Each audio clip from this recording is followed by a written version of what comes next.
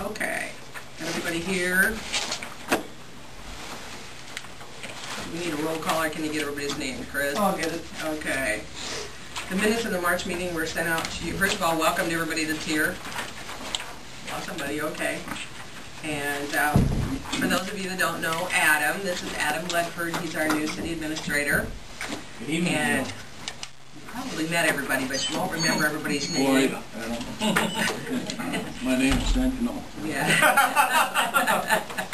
There, you know Terry, of course, Steve Gary, John Coates, Sharon Mayo, you know me, of course, just met. Jerry Ewell, you know Jim, Katie Hubert, and Chris Hammerschmidt, and Chad Peterston, and Laura Zimmerman, and Nancy DeVries, and Karen Wickery out there in the audience.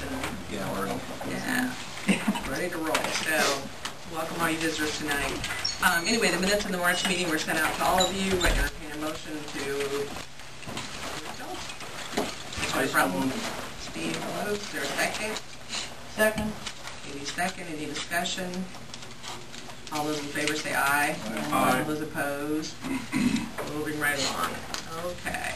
Appointment of the P&Z officer. Last meeting we weren't quite sure where P&Z officer is, and Terry is now serving as the P&Z officer. So he's been working on some strange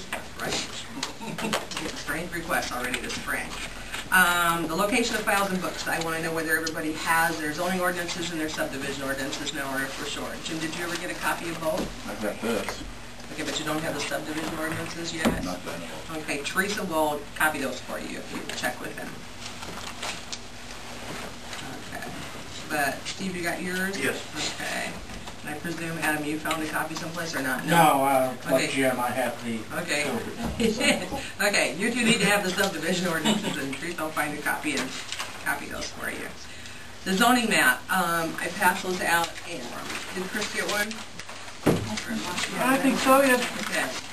This is a very rough draft that Chris sent out to me, and we're going to have to take a look. I think maybe Terry and I are going to have to sit down with the old map and take a look at it and see what we're doing. For instance, I know you can't all see this from back here, but right here we have like a manufacturing light, which was the old industrial park. We don't need that anymore.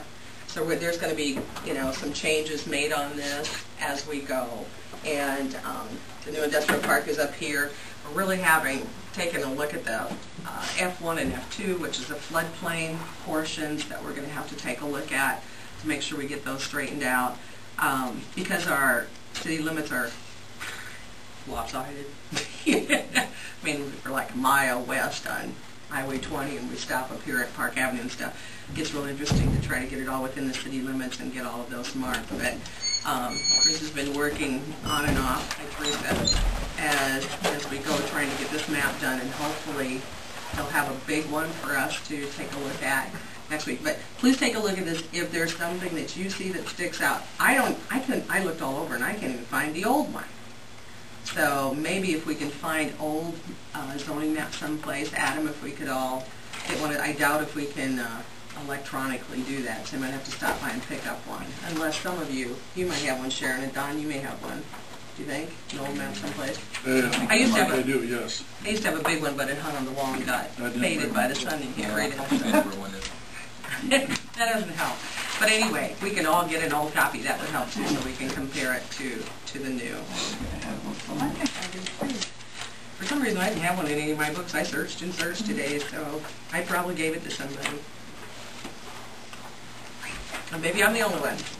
And Steve, maybe the only ones, and Jim, and the only ones that are really missing it. So, any more questions about the map? I know nobody wants to play with that. I really didn't want to either, but I copied you all out of that. We need it bigger than that. Well, he will bring a big one, but this is, electronically, this is what I got today, so, and that's all the bigger I can print, so, but you might want to take a look versus, specifically look at your outlying areas, not so much in town, but the outlying areas is where we're confused, I guess. Any other questions about that? Moving right along, building permit, Terry. Yeah, 2 and inquiries on it. Okay. So So when things will pick up, I'm sure in the spring, so maybe we can get you to give us a list. Oh, okay. And it always helps to have, you know, the name and the amount of construction, because we kind of keep a rolling tab of that as to the construction that's going on. So, okay, review the schedule of charges for the building permit. I have one of those.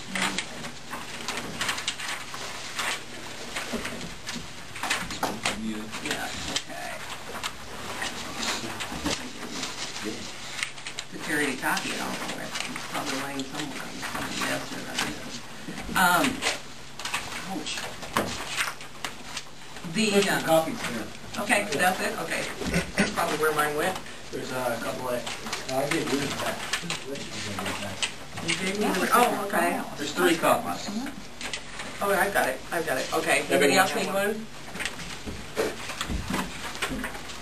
Now, I was told today when I called to check with Joe Behrens that, first of all, this shouldn't have been an ordinance, it should have been a resolution, because it needs to be reviewed every year, and we have a couple of things we need to talk about here.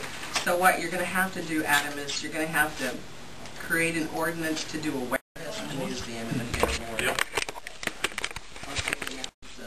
All this kind of stuff, so. Well, they're not, yeah, but. Give me some words, guys. And then if they put that new assisted living, that's, chances are that might be a non-profit. If they did it right, it would be, on it. And they're putting up. That's a private deal, though. Yeah, Well, if they do what they're doing, they'd make a non-profit of it. If they were using the USDA. Yeah, they'd have to make a non-profit, so you could. Nonprofit community organizations. Then you have to define community organizations. But that would include them, wouldn't it? Community? Yeah, I don't know. because even if it was like a community project, that's what it would do, so. Could you put something volunteer oriented or? Volunteer organization? I mean, you get the churches in on that, how do they pick all these labels?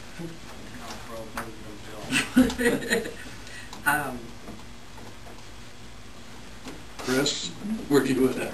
You're a Let's get him involved in this. I'm brain dead. No, I mean, You would not I mean, believe Donna my Carroll. day, sorry. Okay, we agree that we should have a category, and can check with them to see how, Yeah. because the organization, nonprofit. Yeah, he'll have- I'm sure we're not the first one that has addressed this Yeah. problem. Right. Apparently, And, Jeff just made a judgment call and went with it, so, And I'm sure Chris would have some suggestions for us. okay. Now, would you prefer that we have a motion to include that, whatever it's going to be called, in our minutes before we present it to the council? Yes. Okay. So somebody want to move that we add a category that may be called community nonprofit organization, such as museum and fair board, etc. Or, is that how you want that? Don, well, hey, Don moved, okay. I'll Jerry's second. second, Jerry's second, okay. Is there any more discussion on that? Me too. All those in favor say aye. Aye. All those opposed? Okay. Moving right along. Okay. We had an original list of properties to determine some of those were addressed. And once again, we are a volunteer organization. I don't know why we've done this way. They tell me we're not supposed to, but our planning and zoning has always made recommendations on things that needed to be addressed in the community. And then they are actually addressed under a city code, which would either be the property maintenance code or the dangerous building code. So, Jim, do you want to start first, because I think that's why some of these folks are here. So.